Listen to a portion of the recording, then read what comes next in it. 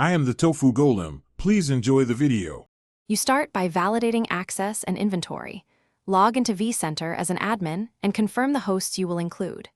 Once done, map physical uplinks and VM kernel interfaces and record MTU and VLAN requirements so you avoid mismatches.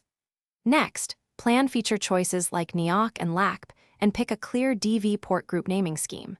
Make these decisions now. They determine port policies and uplink bindings. This sets a stable foundation, so the distributed switch configuration proceeds smoothly.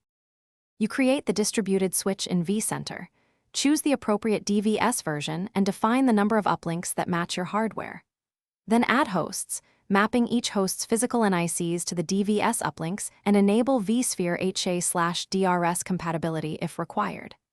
After that, create DV port groups, setting VLAN type, VLAN ID ranges, teaming and failover policies, and traffic shaping. Make sure to preserve existing VM kernel adapters where needed so management and vMotion remain reachable during migration. You finish by migrating VM kernel adapters and virtual machine network adapters through the migration wizard, moving them to the appropriate DV port groups one at a time, and validating connectivity and IP reachability after each move. Once migrated, enable advanced features like LACP or NIOC as planned and test workloads under expected traffic.